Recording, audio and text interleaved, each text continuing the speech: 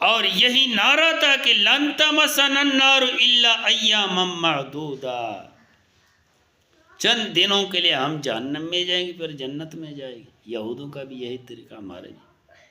تو پھر ہمارے اور یہودوں کے درمیان فرق کیا ہے؟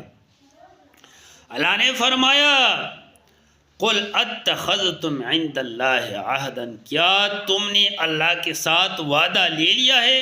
اللہ نے تمہارے ساتھ وعدہ کی کہ یہ بندہ لازمی جنت میں جائے گا؟ ہے کوئی دعوے والا بندہ، ہے کوئی وعدے والا بندہ؟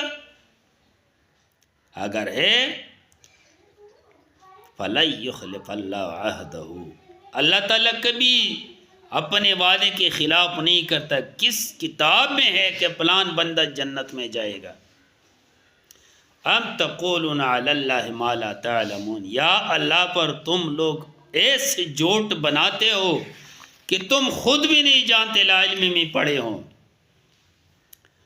تو میرے بھائیو، اللہ جل جلالہ جو یہودوں پر لعنت اللہ نے نازل فرمائے، جو یہودوں کو لعنتی بنائی ہے اللہ کریم نے، تو اس لعنت سے بچنے کے لیے ان کے طریقوں کو، ان کے رسم و رواج کو اور ان سے بغض رکھو، حسد رکھو۔ تو اس لیے رسول اللہ صلی اللہ علیہ وسلم نے فرمایا کہ یہ یہود تمہارے دوست نہیں بن سکتے، اس سے مخالف چلو، اس سے مخالفت کرو۔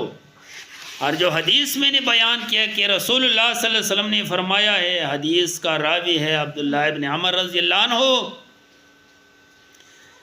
کہ میرے امت پہ ایسا زمانہ آئے گا، ایسا وقت آئے گا کہ وہ بنی اسرائیل یعنی یہودوں کی نقش قدم پہ چلیں گے، جتنے ایک بوٹ ایک پاولا دوسرے کے برابر ہے، اس طرح یہ بھی اس کے برابر ہو جائیں گے۔